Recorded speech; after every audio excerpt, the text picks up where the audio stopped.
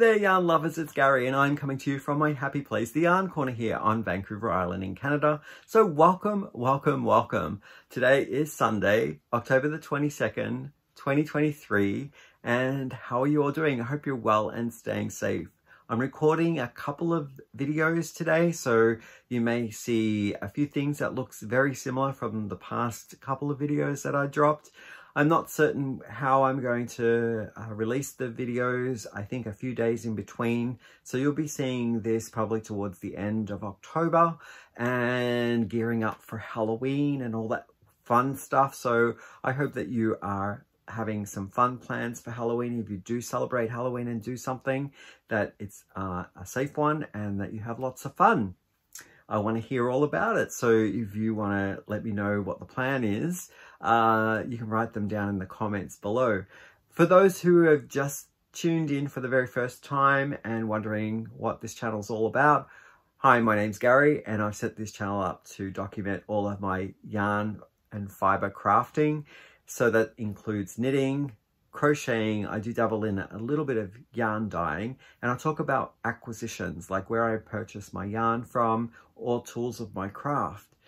So if that is of interest, please stick around, think about subscribing. And to the people who have returned and have commented in the past videos, I want to say thank you. I've really enjoyed all the comments, and I know that I'm talking like this is going to be released later, but the wonderful encouragement that I've received over the past videos that I've read and I've answered all the questions to, the knowledge and the inspiration, you know, people have shared ideas with me on certain yarns that I've showcased, and I absolutely love all of that. It's a sense of community and a way of inspiring in a two-way street, and I love it. I love it so much. So thank you so much for including me within your own yarn crafting and your own ideas. So invaluable. So I generally talk about what Hank is wearing and what I'm wearing, but today I'm not wearing anything.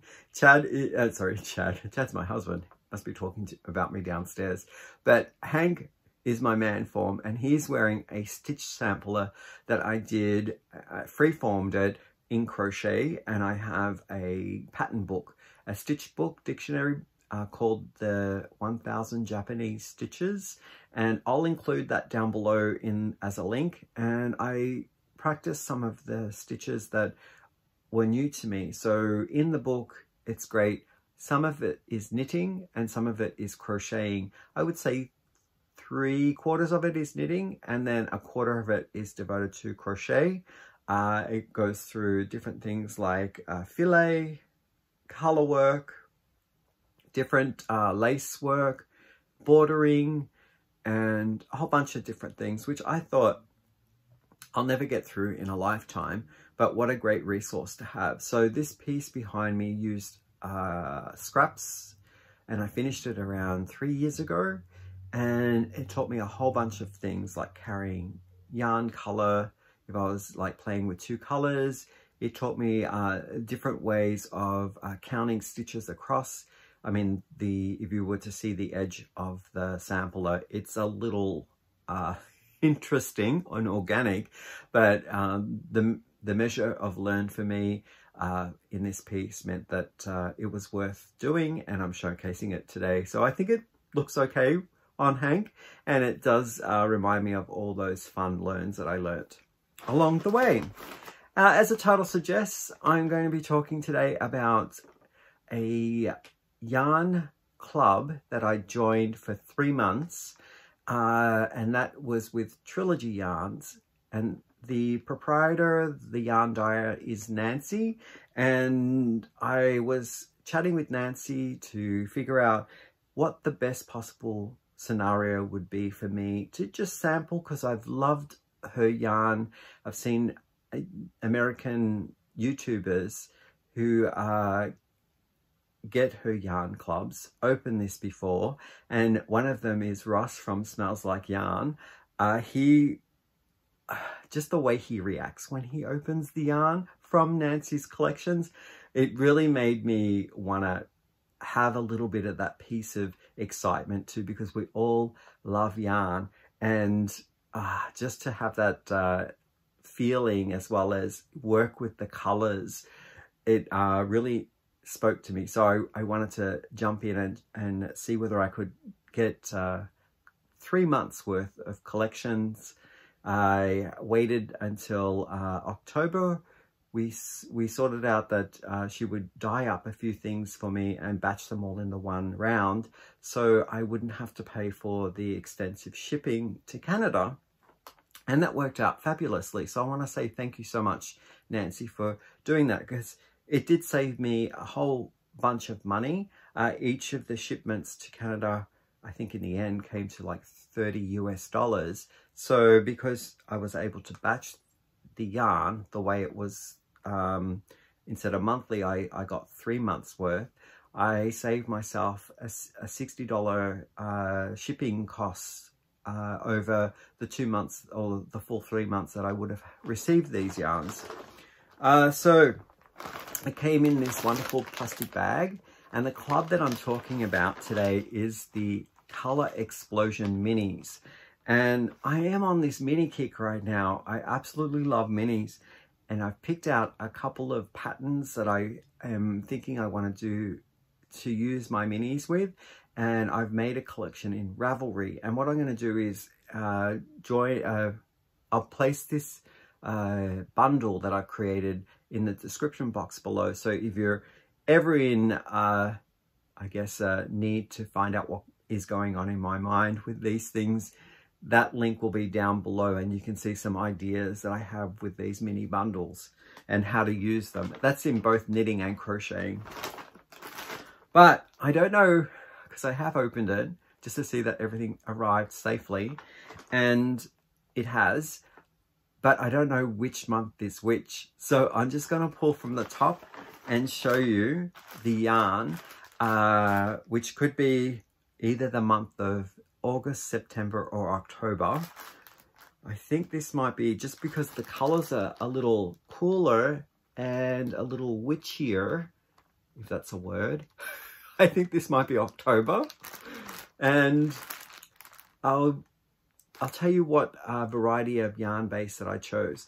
So there are a couple of decisions to make when you go to Trilogy yarns on what you want your bases to be on, and I chose the plush, which is a fingering weight, and it's 80% superwash merino and 10% cashmere, 10% nylon.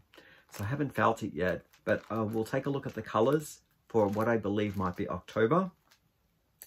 And I'm getting 20 grams in each of the minis, which is approximately 80 yards. I don't know how much that would be in meters. Maybe 72 meters, 75 meters. Let's open this up and have a look.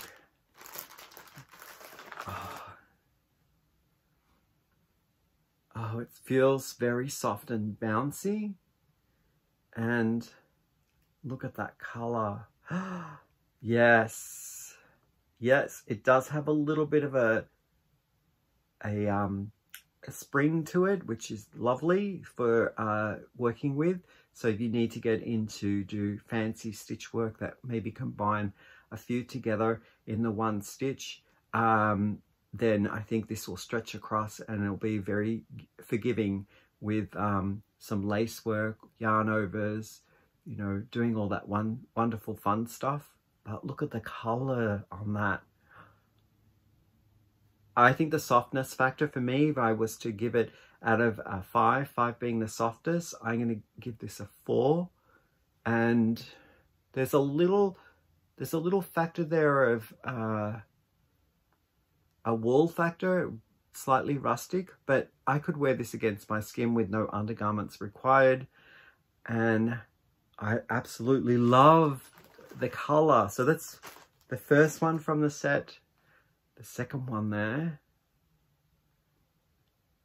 Wonderful. Oh, and it's got a spike of this electric color here. Yes. So some of these colorways are more towards a certain angle of the color wheel, And I have a feeling that this was probably maybe a theme for October. Beautiful, beautiful greens and dark deep blues and purples.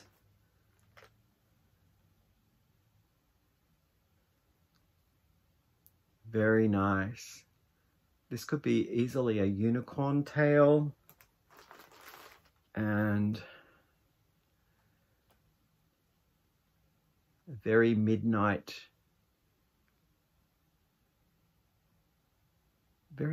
kind of like dream quality in the rest of these.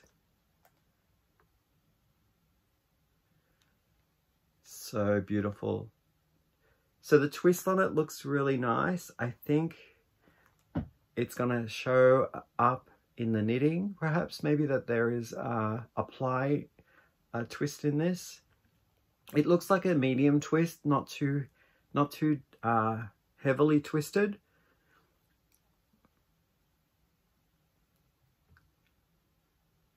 And a very clean yarn with a slight small fuzz to it. I absolutely love. So here's the colors of what I think might be October's mini color explosion. I love it. So I'll put that to the side. Now I'll grab the next month and maybe make a guess at what month it might be. So this is it here. What do you think? It does kind of remind me of, this looks more like a flower arrangement.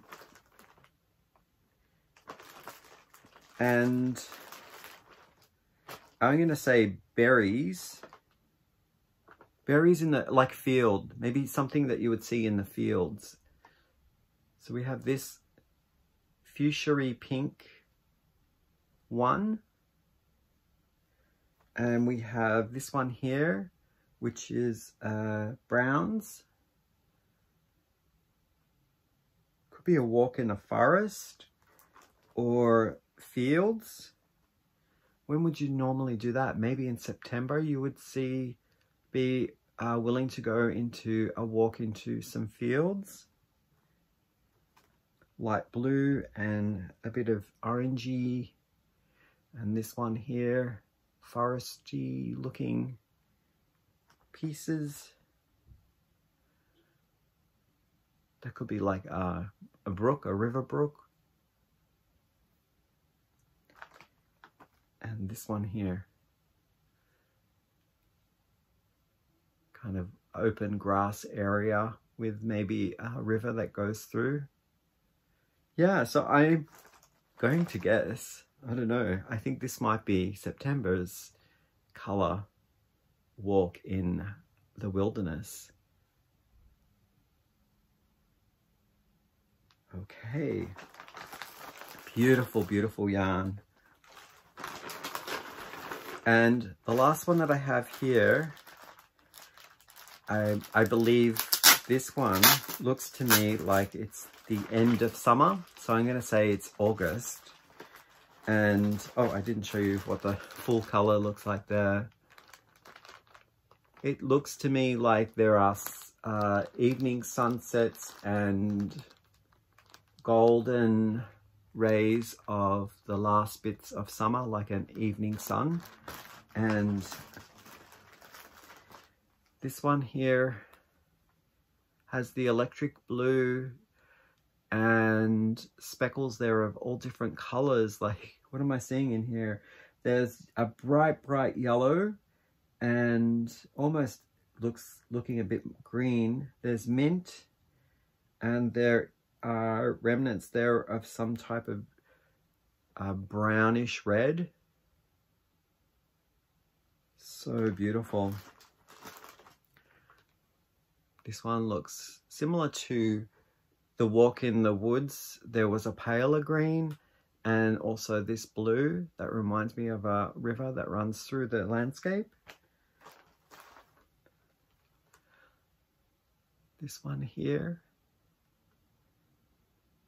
That's a new color that I haven't seen. It's more subtle and soft. Wow, look at this one. That is bright. That is like safety orange and or neon orange. Bits of purple speckled in there, which break and they become more of pinks within the purple and orange. This one here reminds me of, so this one has like oranges and yellow, like saffron, and a little bit of an undertone there of pink as well. Just there you can see some pink. Kind of like candies. This one reminds me more of the candies that you would eat and the fluorescent colors. That is wild. I love them. I might pair these with, I got some highlight fluorescent coloring minis as well, and I think this variety here would work superbly with that mini set as well. Look at that. So that is my, I'm guessing, month of August. So nice. Look at that in the sunlight. Wow. Thank you so much, Nancy, for helping me achieve getting some of your yarn. It's interesting because Trilogy Yarns is in Washington, and for us to travel down to Washington, I mean, there are the expense of, you know, having the time off to do it, and then maybe making a trip of it and staying overnight, all that sort of thing. So to coordinate it, it would be quite expensive an endeavor to get down to Washington. But as in distance, it's not too far from us. We're just situated above Washington State in a province called British Columbia, so the distance isn't too great. And I know one day I'll probably get down to Washington, and I would love to catch a trunk sale or some type of yarn experience where I can meet Nancy and try out some more of her yarn. The one thing that as a Canadian shopper, if you're looking to into maybe trying out Nancy's yarns at Trilogy, is that the shipping that I just mentioned is expensive because it has to come across the border. But there is another thing to be wary of, and that is the shipping third-party courier service is DHL. So DHL will charge Canadians an extra, what they call brokerage fee, just from their own for their own services.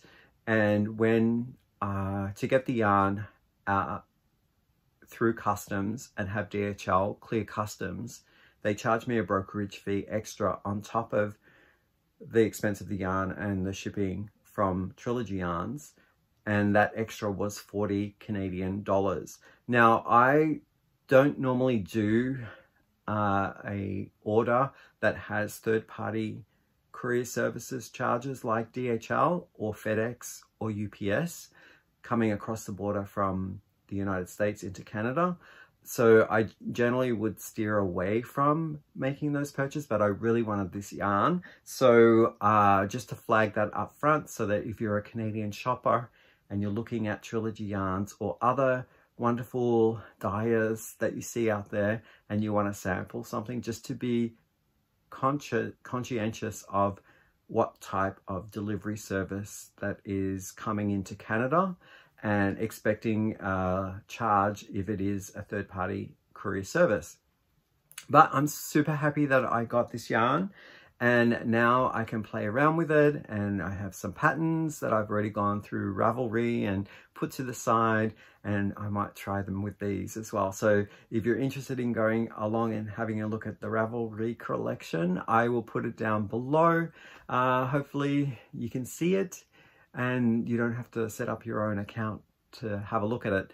But maybe throughout the course of the next 6 months, I will be I'm working on things with these mini hanks, and I can show you the types of things that I'm interested in moving into, using them up. And with that, I will catch you up in the next video. Bye for now.